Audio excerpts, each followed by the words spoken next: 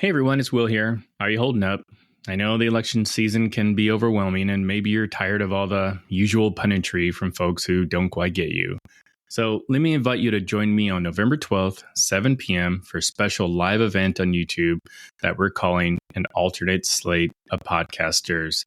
I'll give you more details in the mid-roll, but for now, sit back, relax, and I hope you enjoy the show. When you are that salmon who doesn't want to swim anymore and wants to go the other way, or at least wants to stand up and breathe, you get a lot of shit from people. And so I've learned, and it's going to sound corny, but I've learned to kind of use my own vocabulary, to my benefit and say, like, I don't subscribe to that anymore.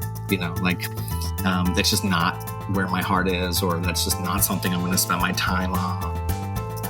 Hey, welcome back, faithful politics listeners and watchers. If you're watching on our YouTube channel, we are glad to have you. Don't forget to like and subscribe and do all that stuff that you're supposed to do when you have a YouTube channel. I am your political host, Will Wright. I'm joined by your faithful host, Pastor Josh Bertram. How's it going, Josh? Doing fine. Thanks, Will. And today with us, we have Julio, Vincent, Gambuto. Either one works. Hi, everybody. Wow, you really butchered that one, Will. I'm just gonna say it a bunch of times so that way, like, we can edit in the right way to say it. So Julio's joining us. He is a filmmaker, writer, activist known for sharp insight into media culture and the American experience. He's written a number of essays, one called "Prepare for the Ultimate Gaslighting," which critically examined the media's role in shaping our post-pandemic world. And he is out with his first book called Please Unsubscribe. Thanks. And I think that he's going to have some really, really great words of wisdom for us today, especially given that this is election day, or if you're listening to this, it will be election day. And we're happy to have him on and see what he's got to tell us. So welcome to the show, Giulio. Thanks. It's great to be here. Awesome. So as we discussed, we're recording this before Election Day, but we're going to release it on Election Day because we think that, after today, people will hopefully, get their inboxes back. or something like that. But I love to kind of just dive more into that. But why did you write this book in particular? Sure. I will tell you offhand, I'm just very much looking forward to stop typing the word stop on my phone, right? It's like enough already. And I don't even live in a swing state. Why did I write the book? I wrote the book because I was really overwhelmed, with my life. I wrote it kind of as the acute part of the pandemic was winding down. And, before the pandemic, life had just been so busy and so relentless and so constant. And I felt constant pressure and constant go, go, go. And I think we all, to some extent, feel that way. Those of us who endeavor to do anything other than watch Netflix. And I think, the pandemic was this really harsh wake up call, at least for me. And I know many, many other people about how we were living our lives. And I really took the time. I kind of was forced to take the time because I was alone for about 6 months in an apartment in Manhattan that was no bigger than probably your bedroom in any other city, right? And it was really intense, and it was quite possibly the most intense experience I've ever had, and also quite possibly the first time I had ever sort of stopped, right? Like gotten off the treadmill, paused it all, and got to give some deep thought to how I was kind of going. And so I wanted to sort of engage in a process of stepping back from nearly everything, right? And sort of unsubscribing, if you will, from not only the pinging and the ringing and the dinging and the things that hit us in our email box all day long. That's obviously where it started, but doing some deeper thinking about, the rhythm and the cadence of my life. And so I wrote a book about it afterward. I absolutely love that. That's really cool. The pandemic was a little different for me because, I have my wife and our 3 kids and our dog. And I remember thinking about, and I live in the suburbs. And so I remember the weather being beautiful. It's like, man, the weather's beautiful. Pollution was down. No one was driving. And we're like, man, this is crazy. Of course, you have the overwhelming like sense of what is going to happen and not knowing what's next and feeling that anxiousness. And I would say that 2020 was one of the worst years of my life. I think like during that time I got and I've actually never talked about this too much on the show, but I was drinking too much. I was having a lot of issues and I had to really get help. And I remember that sense of being overwhelmed, just completely overwhelmed. And it's really cool to kind of hear about someone who has had that experience of being overwhelmed and then took that energy and put it into something productive and put it into something where they can now share it. And so I think Thanks. it's amazing that you've written this book. Yeah, you're welcome. I really do.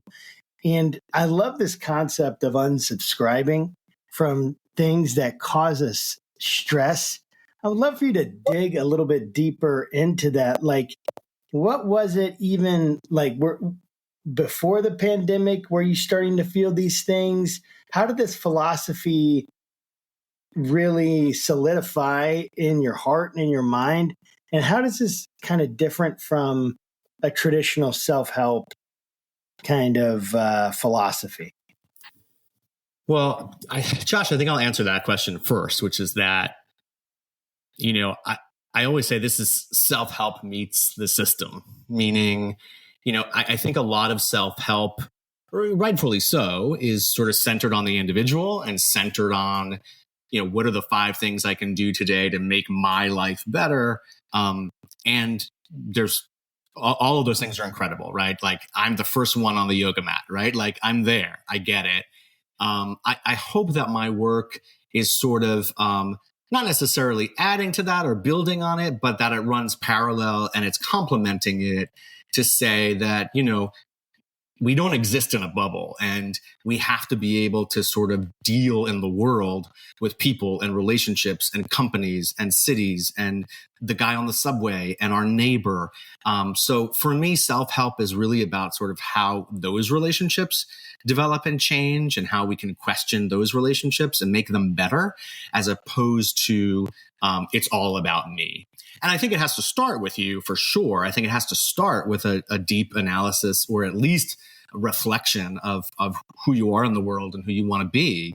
But I think there's a limit to that sometimes traditional self-help enjoys indulging in, whereas I think there's a limit, right? It's like, okay, get up now and go out in the world and be the person that you want to be and have the relationships that you want to have and take the changes that you've made inside of you and actually make them, dare I say the word, manifest in the world, right? Go out into the world and actually, and that's where I think when I talk about the system, that's all I mean, right? Is like, I have to change my relationship with corporations. I have to change my relationship with my spending. I have to change my relationship with the people in my social network. I have to change my relationship with where I buy coffee. All those things have to change in order for my life to change in a quote unquote self-help way. So, I think there's lots to be said about the power of self-help or why it's become so popular in the West and why we can't stop saying the word self-care, right? But so much of that has to do with the fact that the system that we're subscribed to and the systems that we operate in are overwhelming, right? And they, to some extent, are designed that way. I don't think they're designed that way maliciously, but I do think that they're designed to be always on. And we've been sort of sold this really sexy story over the last 20 years that always on is a good thing, right? That unlimited is a good thing. That constant and 24 hours and on demand is a good thing because it tells us, hey, you can get whatever you want whenever you want it. But I think that that's eroded a lot of our sense of patience and grace and ability to process the world and digest it, and frankly, to deal with it, Yeah. So when you're referring to unsubscribing to things, are you saying that or using that term kind of in a digital context or more kind of like a cultural life kind of metaphor? So both. And I think that I don't mean unsubscribe from this podcast. Let's be really clear. Please don't. Please don't. Please don't. I think it starts there, right? Because that's where so much of our lives are lived right now, right? Is on the screen. And so I really do think that so much of our screen life is a direct reflection of who we are, right? We only sort of subscribe to things that we think are going to bring us value, or that we think reflect our values, or somehow we respond to, or the things that resonate with us. And so in the book, I really break down kind of 3 levels of subscription. And this is where I think, things go from the digital to the more metaphorical. But that outer, that surface level of subscription is exactly what you're talking about. It's right. It's the emails, it's the Gmail, it's social media, it's everywhere I've clicked the word subscribe in the last 15, 20 years. Right.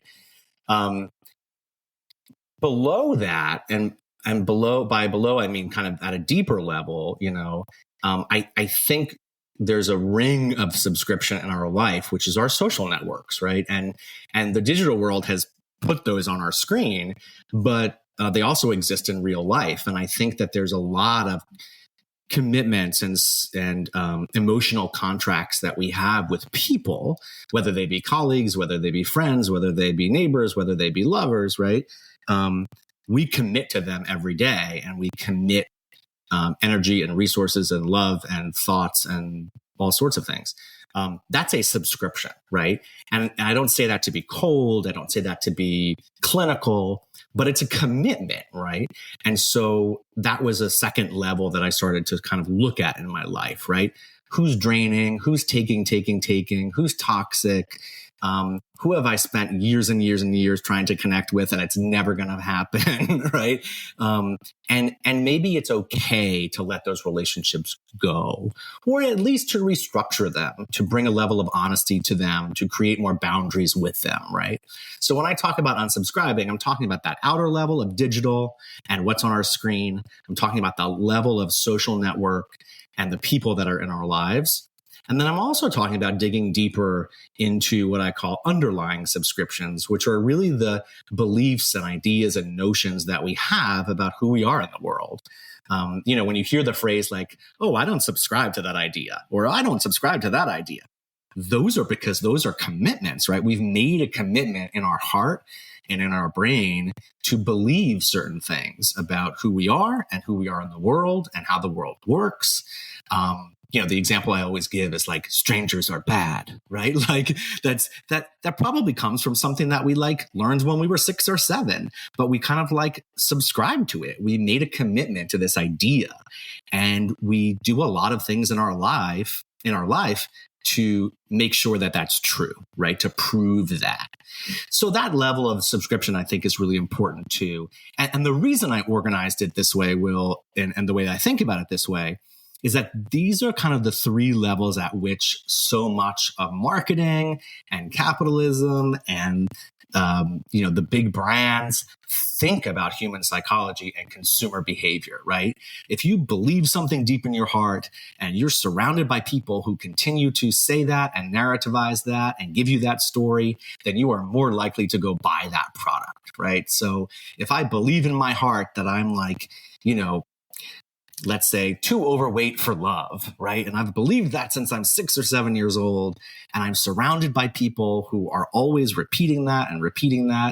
And I go online and there's a picture of that girl from high school who's still skinny and hot and has a really great husband, right?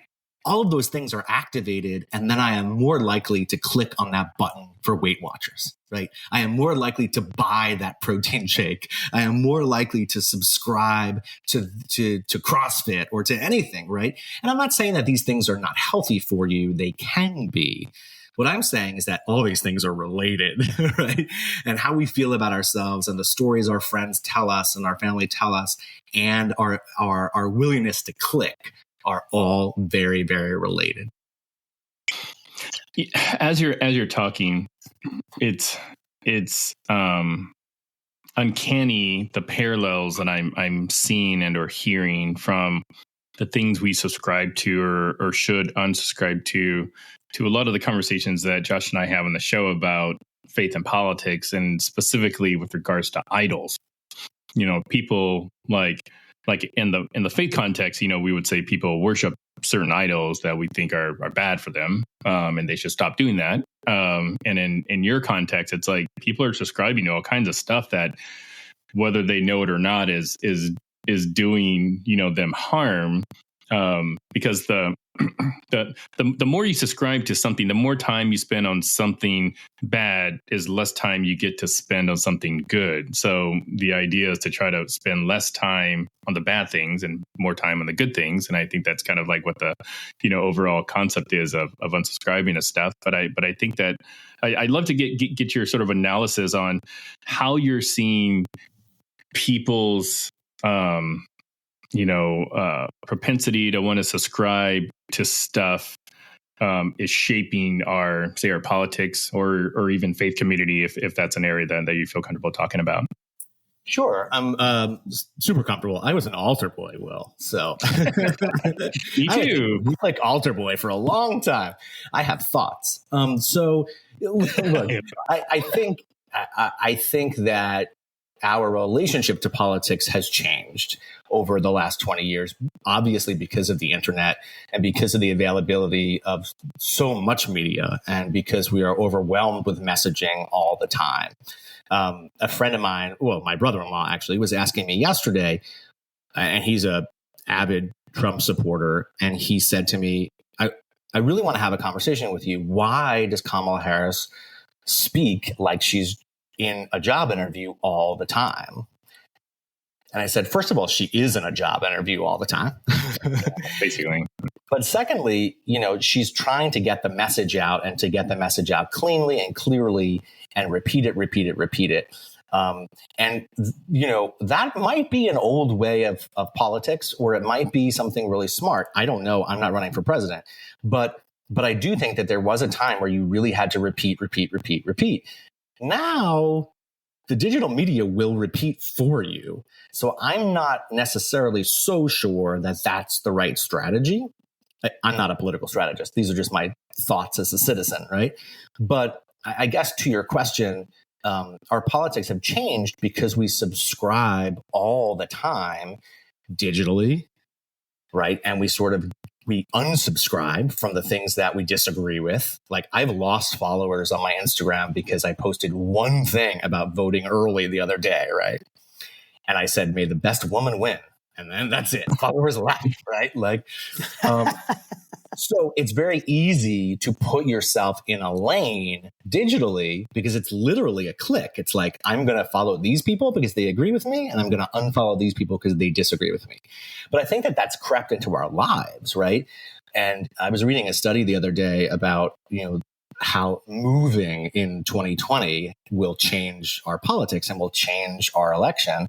And that the numbers are, people are waiting on the numbers to sort of see, like, what did all that migration within the country do to our politics after 2020, when people sort of left, or at least here in New York, left the major cities and went to the suburbs a little bit more.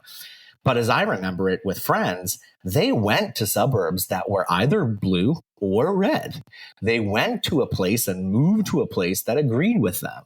So we're doing it digitally, we're doing it socially. And I think deep inside, that's what everyone's trying to activate. Do you believe X, Y, and Z, or do you subscribe to X, Y, and Z? And how much do you believe it? And how much can you act on that belief?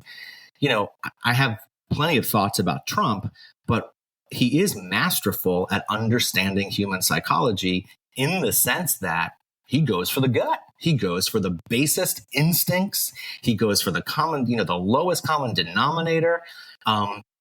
You could say a lot of things about him for making that choice, but from a purely objective standpoint, he has the following he has because he's punching square in the gut. And I think from my perspective, from the idea and the philosophy of subscribing and unsubscribing, we are more subscribed now to all of these three levels than we have ever been. And it's probably why we're seeing the results that we're seeing. Stay with us. We'll be right back. Okay, so what is an alternate slate of podcasters? Well, this isn't going to be your typical recap. We're bringing together three friends, each with a different political perspective. You'll have me, your political host, and token liberal, alongside with my co-host, Pastor Josh Bertram, a lifelong Republican, and our friend Corey Nathan from the Talkin' Politics and Religion podcast, bringing in a viewpoint with an independent twist.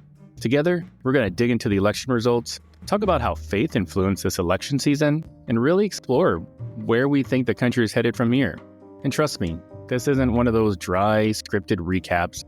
We're bringing you real, honest conversations from real, honest people. No scripts, no filters, just respectful dialogue. So if you're up for a thoughtful, maybe even unpredictable conversation about the future of our country, mark your calendars, grab a drink, invite a friend, and join us on YouTube, live. We'd love to have you there and hear your questions. So that's Alternate Slate of Podcasters on November 12th, only on YouTube. Make sure you subscribe to our channel to get notified when we go live. Hope to see you there. Yeah, that makes a lot of sense. I want to ask you about something that's a little bit, I don't know if it's abstract, but it's kind of moving into how we view even just our overall goals and our overall trajectory in life. And I'd love to hear how your perspective on success has changed since adopting this mindset of unsubscribing. And maybe there are certain moments or certain insights that maybe they catalyzed this shift. They made it more likely. How do you measure success now? And how do you think this philosophy that you're espousing helps guide how we should measure success? Well, I will say that before I kind of engaged in this process, I had a lot of really deeply held beliefs about what success was. And they're all pretty easy, right? Like success equals money. Success equals wealth. Success equals, here in New York and New Jersey, living in Manhattan. Success equals having a six-pack and making sure I go to Equinox every morning. Success equals, having millions of followers online, right? All of these things, I don't necessarily think I was walking around saying those things, but I was certainly operating as if I believed those things. And my life in many ways was architected or designed to prove those things, right? Like there was no reason for me to be flying from LA to New York and every 3 weeks because I had a small independent film company, right? But it made me believe I was successful, right? It made me believe that I was involved in Hollywood or that I was destined to be a great director or all these things. There was no reason to do that. And granted, this was before Zoom was popular. So maybe there was a reason once or twice a year, but I didn't need to get on that plane every 3 weeks. And so my consumer behavior, my lifestyle behavior, my emotional patterns and rhythms were all built based on this idea of success and what it looked like. And I think that I was paying really high costs for that in my life, right? I had been single for 10 years. There are a lot of people who are wonderfully happy and fulfilled single. I was not one of them. And I had always wanted a partnership and a serious relationship. And to build a family.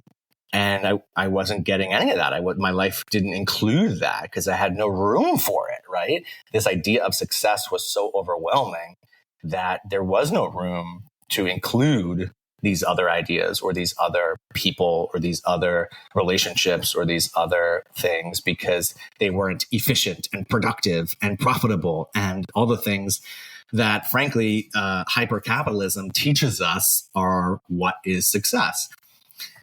So to answer your question, Josh, after engaging in this process, I just have a different relationship with it. I would be lying if I said that those thoughts are not still in my head and still active and still creep up every now and then.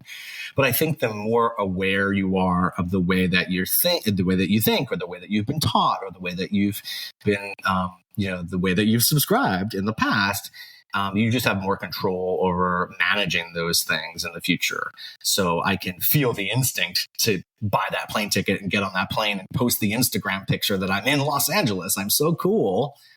But my awareness of that sort of stops me. And I go, hey, success is different now. Maybe success is putting more love into the relationship that I have been building for the last 4 years.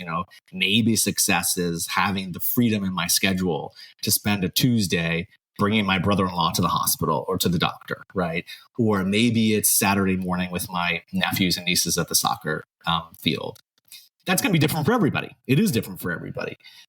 But that freedom to kind of choose what works for you and to choose how you define success is way more exciting than being told that it's A, B, or C. Since you brought up, your sort of adventures and kind of the things that you had considered important, being in relationship and community and just having sort of like a love interest. I want to, can I ask you about something that it wasn't in my original set of questions, but I do want to ask you about the incident or the event or whatever you want to call it, where you and your newlywed husband found out about your cancer diagnosis.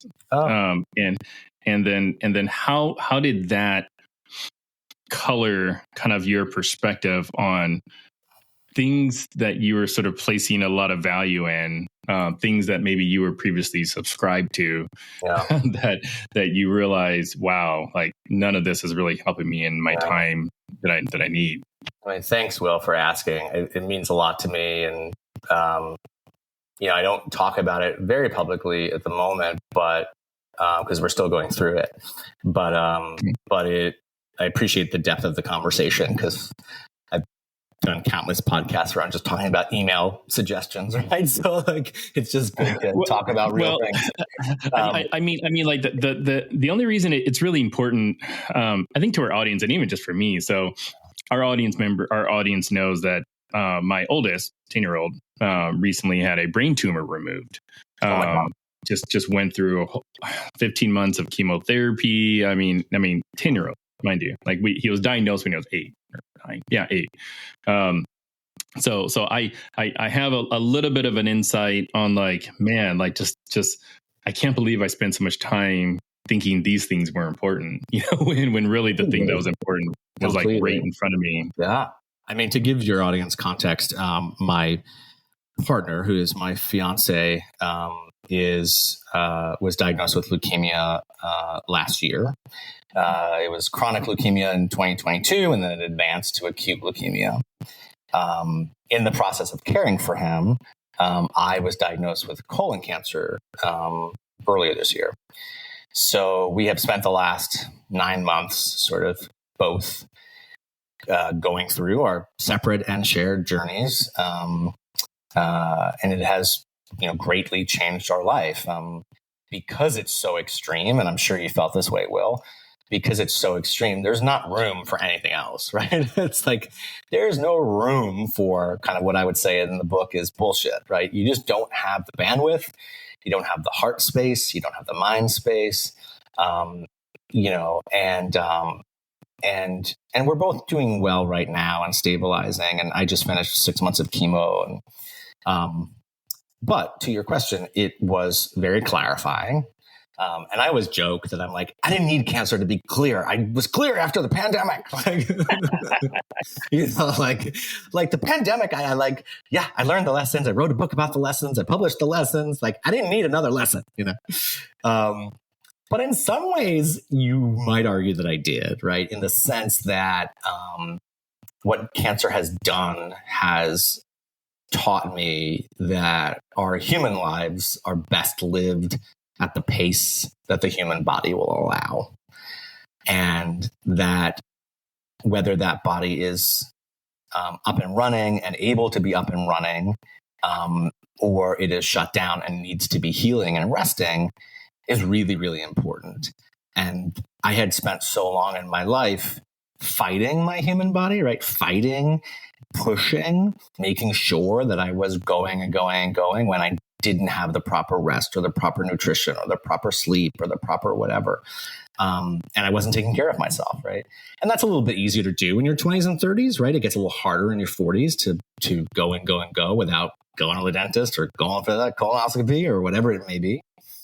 But I think what was different about the experience of the pandemic and the experience of cancer both slowed my life down to a crawl, both, put everything on pause, both, made me think and question and dig deeper.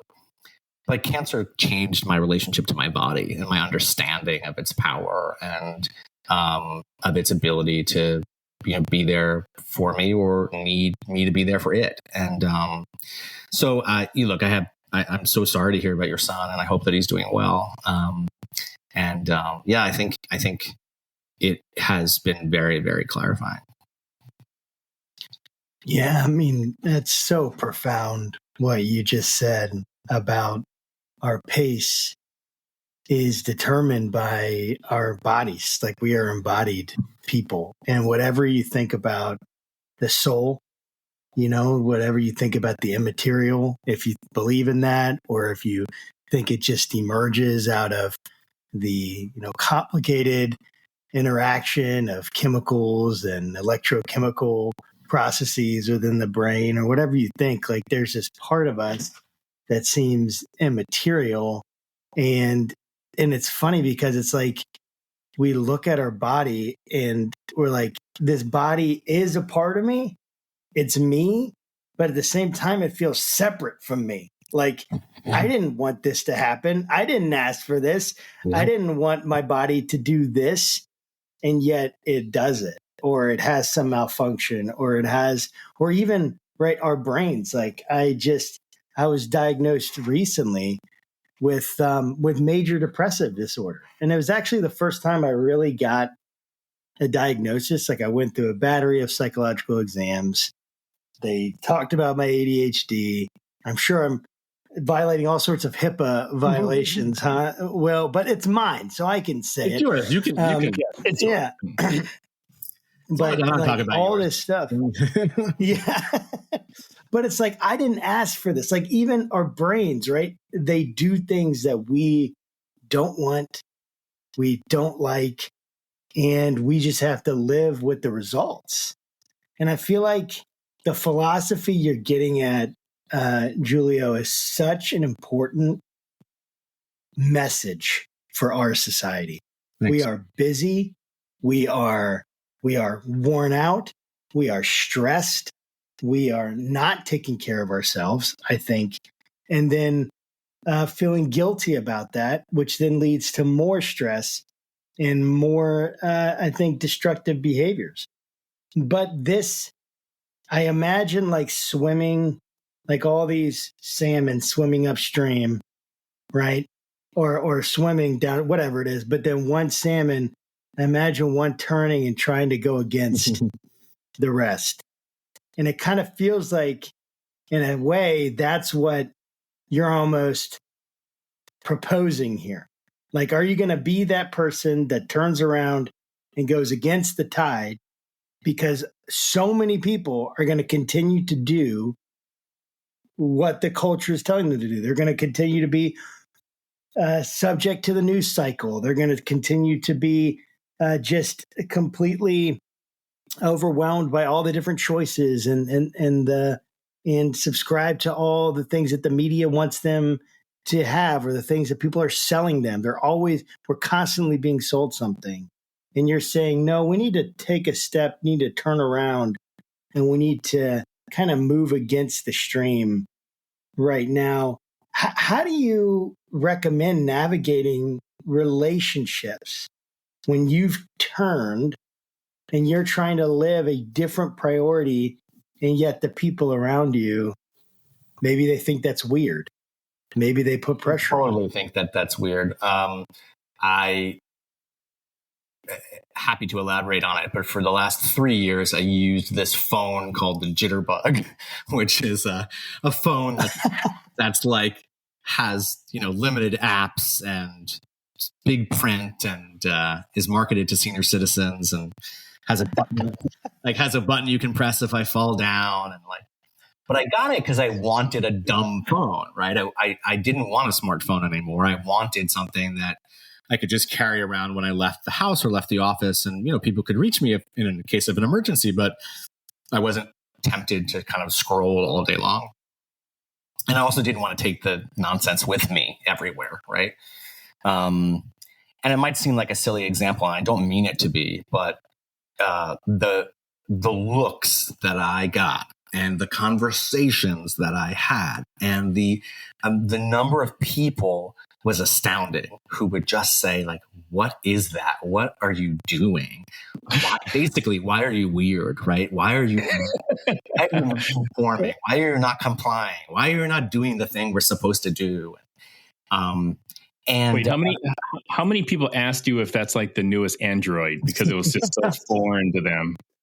It was so foreign. I mean, people would say "Ooh, can I see it?" It was just like I was carrying around this strange artifact or something. But it opened up a lot of conversations.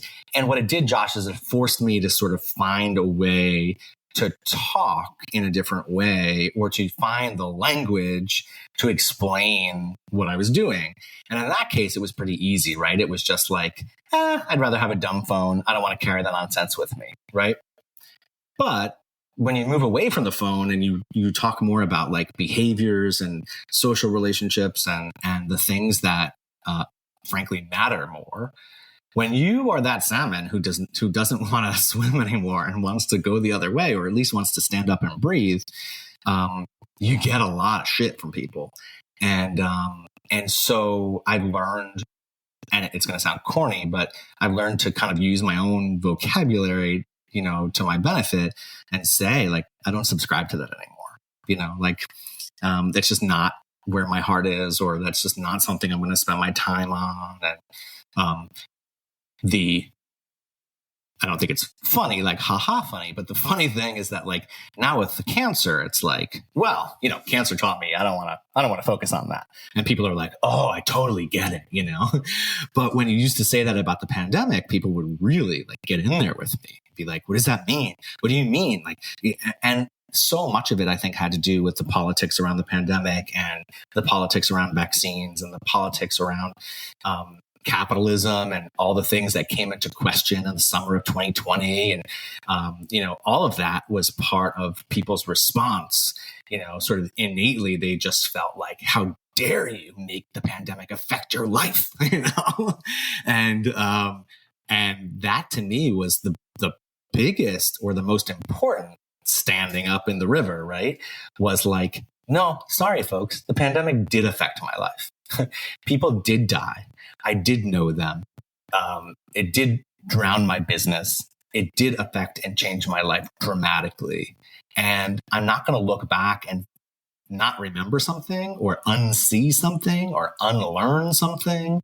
And this was really the crux of my essay back in 2020, was there's going to be a lot of pressure to forget this. And I think that pressure has been on since 2021, right? It's you didn't see that. You didn't experience that. It's fine. Life goes on, and life does go on, but we saw it, we heard it, we experienced it. And why shouldn't that change us? Who are we as people if that doesn't change us? That has been sort of the question on my mind for the last, 5 years now.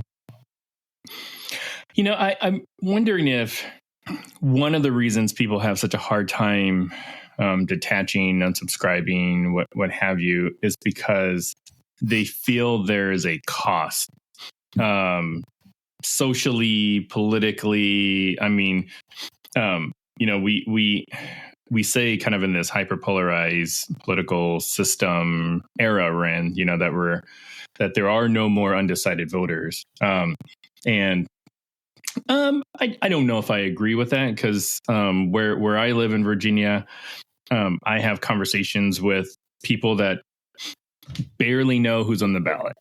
Don't follow politics. Like they're just going to vote for whoever has the R or the D behind their name, and then they'll, they may ask, oh, he's running for a third time, or, oh, hey, I thought she was the vice president, or something like, and I just love those people, because they make me feel like humanity can be saved.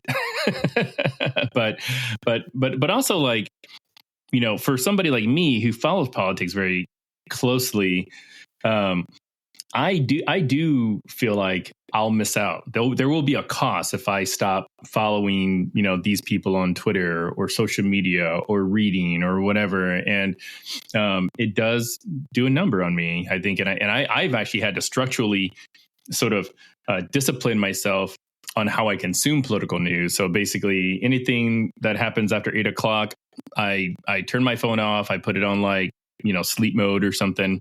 And I don't really consume a lot of political news in the afternoon. I do it all in the morning. So like how much do you think kind of the cost of unsubscribing plays into people's, reluctance to improve themselves? I mean, I think it's almost everything, right? I mean, that cost is so scary. The experience of not knowing something in the room, or being left out of the conversation, or feeling disengaged, or feeling like you're not smart enough. All of these things are really, they're tall prices to pay, right? And that's really what I'm most interested in is the inner work that is required of one to say, you know what, I don't give a fuck. You know what, too bad. And I always turn to, so I love Oliver Burkeman, and Oliver Burkeman is a happiness writer in the UK, although he used to live in Brooklyn, and started his career writing for The Guardian.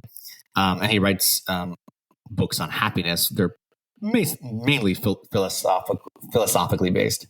But he talks a lot about limits, right? He talks a lot about the power of limits. He talks about the value of limits. He talks about the joy of limits. And I buy it hook, line, and sinker, right? Because his major point is always, you have a limited time on Earth, you have a limited human body, you have a limit to what you can process every day. And the way that I sort of understand and use that, if you will, in my thinking is you're never going to digest everything that's happening politically. You're never going to read, watch, or hear every news story. It's the same way people in film are like, you've never seen that? And I'm like, no, because there's too many movies, right? Or, back when I was in college, like, you haven't read that?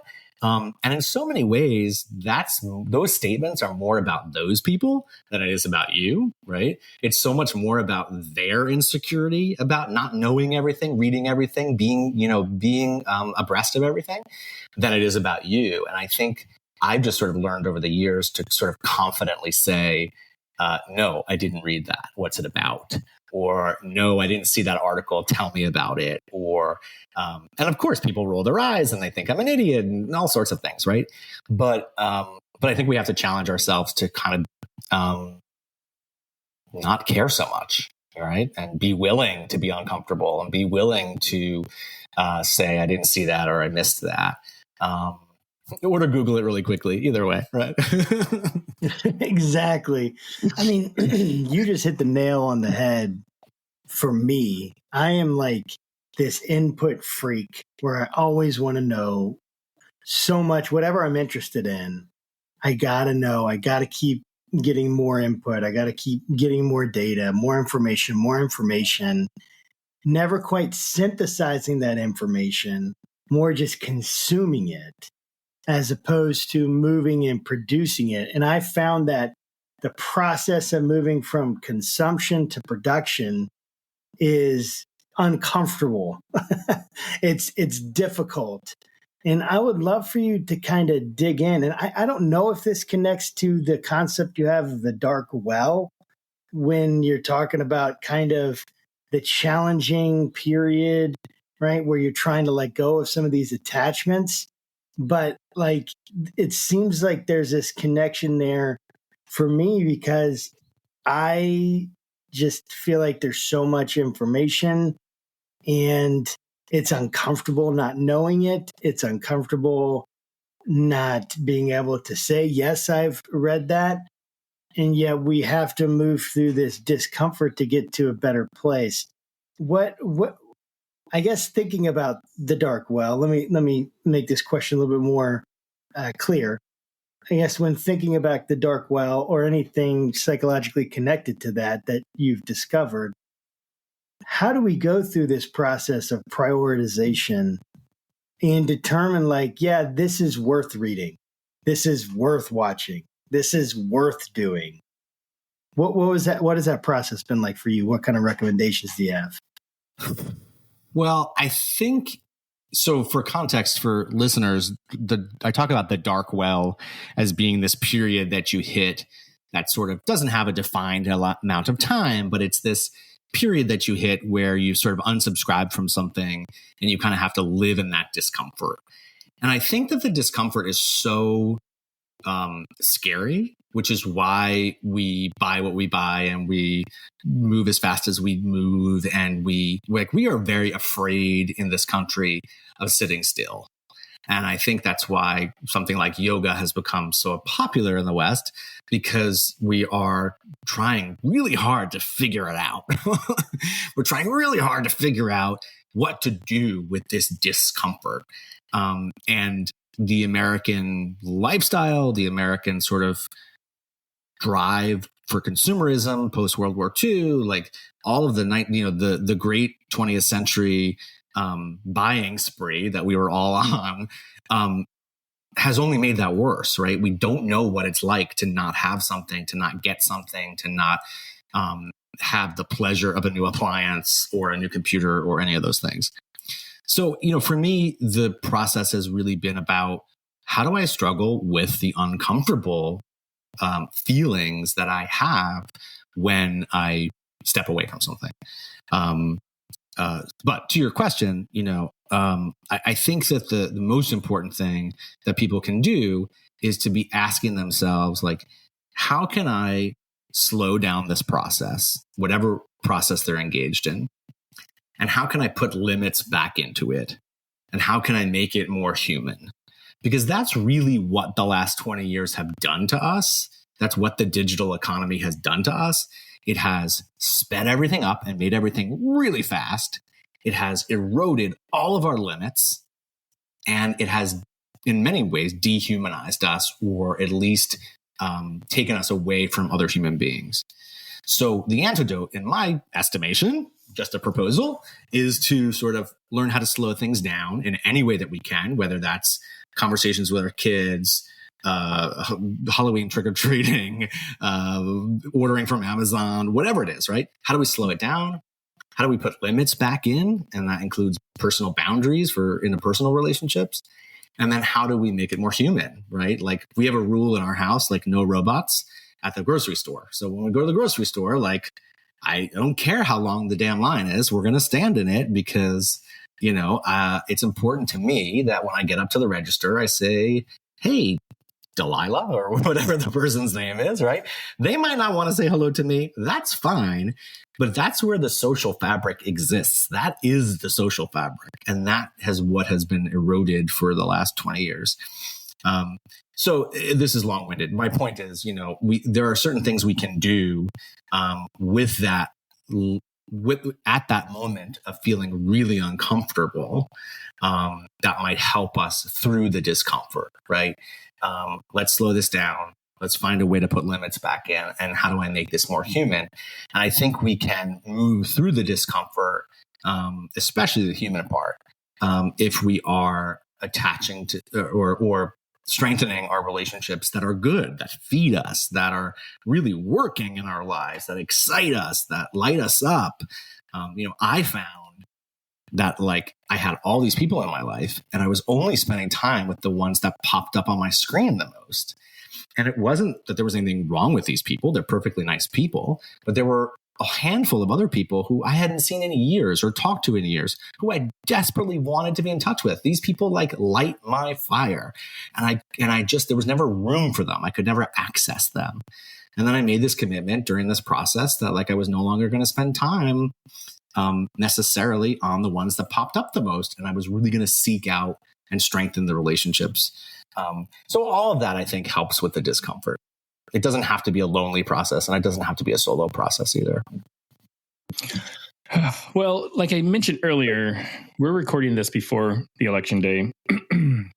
But the episode will be released on November 5th. And I don't make a whole lot of political predictions, but I will make this one. On November 5th, two things will be true. One, half the country will likely be very disappointed. And two, Trump will declare he's the winner, no matter who wins.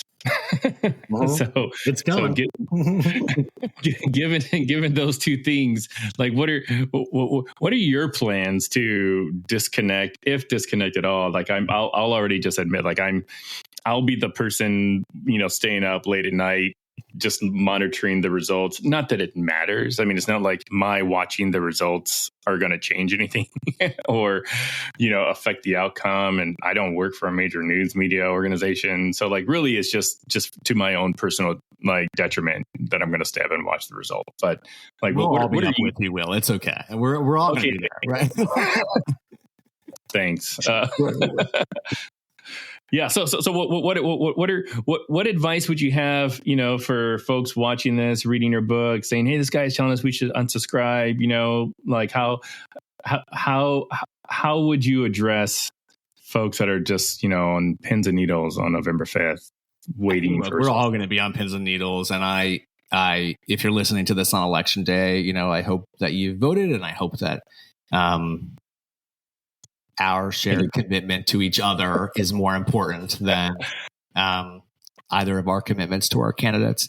But I do think that what's really important to take away is look, we're all subscribed at that level to the politics of the day. I shouldn't say all, many of us are, right? We're all gonna watch.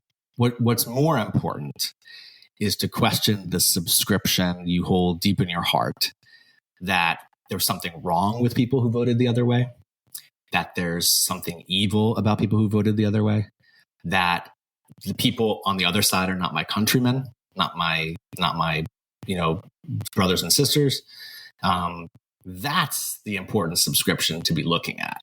It's not necessarily that you watched it too long or that you were glued to your phone. We're all going to be glued to our phones. What's more important is to question the belief really deep inside that somehow, if you voted for the other person, you don't want the best for me. And look, maybe there's people for whom that's true, right? There are people who do not want the best for me, and that's fine. It is not the overwhelming majority of people who vote the other way. And that might sound too earnest for people. I get that. But I come from a family of Trump supporters, and I'm the only liberal voice in the room at the dining table. We fight with a lot of love, but we fight. I should say argue, not fight. And underneath it is a commitment to family. Underneath it is a commitment to hearing each other. Whether or not we're really kind of listening is another story, but at least hearing each other. And I realize that sounds very, very Pollyanna. But, what's the alternative? The alternative is we're going to continue this nonsense, like where we're fighting and literally fighting in the streets. Like, that's crazy. Like, that's not the future any of us wants. That's not what we're in this for. And that's, by the way, what all of our adversaries would love to see happen. So, I think from a subscription perspective, Will, one should not feel guilty for following the news on election night. I love that. This is my last question. And I would love to I ask this question a lot of authors that have come on. I do another sister podcast to this called the Faith Roundtable that focuses pretty exclusively on theological things and things affecting the American church. Although we talk about that on the podcast, this is more like, topics that don't necessarily connect with politics. But I always ask this question, and I'd love to hear your response. If you are hearing stories about someone who's read this book and then they've made these changes or they've done A or B or C, what kind of stories would indicate to you that, man, this book is accomplishing the purpose I set it out to accomplish? What would that look like? Wow. I love getting emails from readers, and I get them probably once a week or so. I'll get 2 or 3 letters. I think most readers are scared to get in touch after reading the book, frankly, meaning that I talk so much in the book about like sort of letting each other be without the constant communication. But I get a lot of folks who say, this has really made me think deeply. This has really allowed me to take the time and space that I never give myself. But the overwhelming message is thank you for the permission to question it all. And, I say this in the book, but I'll say it here again. Like, if you read like Marie Kondo, you're not going to do every single thing that she says in that book, right? Like, you're going to do your socks and you're going to do your closet and you're going to do a few things and you're going to feel good about that and you're going to tell everybody about it. I have zero expectation that every reader is going to do everything that I put in the book, but I put it in the book as a wide menu of options for actions you might be able or willing to take. And so I love getting, messages that are like, hey, I tried that thing where I left the phone home for an hour and it really worked and I loved it. Or, hey, I had a conversation with my husband about how much we're ordering online. Thanks so much for the tip. Those things are great to me because that tells me that like people are being realistic about the book. They're not taking it as a Bible that's like, I have to do everything or I, don't subscribe to this idea, but they're taking what works for them. Right. And they're taking what works for them and they're taking digestible bites that can really make a difference in their life. On the other hand, I have a reader who read my original essay who's from Alaska, whose daughter got in touch when the essay came out in 2020 and said, my father read your essay and quit his job. Whoa. And I was like, can you call me, please? like, I don't want to be responsible for people quitting their jobs. But she, made a point to tell me that it was a wonderfully positive move, that he had been thinking about it for a long time, and that the essay had an impact, and that he and she were grateful. And I was very grateful to hear that, right? So you get all sorts of things. I also get people who email me to tell me to go fuck myself. So it's like, it's a mixed bag, and that's fine. We do too. That's awesome. Well, Giulio, thank you so much for being on the program with us today. It's been a real pleasure having this conversation. Same here. Thank you for having me. Where can people find your work? So I'm on Medium. Medium is sort of my primary spot on the internet. And also I'm on Instagram. And mostly I post announcements and things that are happening. I'm online about twice a week. And I kind of keep that as a schedule for myself. And I'm working on a number of things. But my next big thing is speaking at South by Southwest in March. So I cannot wait for that. I'm so excited about that. So that'll be fun. That's so cool. Well, again, we appreciate, and to our audience, this has been Julio Vincent Gambuto. We want you to pick up his book. Please unsubscribe. Thanks. You can get it on Amazon or any places books are sold. And we'd love for you to check that out. We'll put links in the links in the show notes for you guys. And until next time, thank you so much for joining us, and keep your conversations not right or left, but up. Thanks, guys. Take care. Yeah. Hey there, Josh Bertram here, faithful host of the Faithful Politics Podcast. I want to let you know about a compelling new spinoff, the Faith Roundtable, where I'll be interviewing top faith leaders, theologians, and scholars to unpack the pressing issues that are shaping the church in America today. We'll dive into topics like faith in public life, social justice, and how we can engage our communities more effectively. Make sure you don't miss any of our enlightening conversations by subscribing to it on our YouTube channel. Join me at the Faith Roundtable, where deep discussion meets thoughtful insight.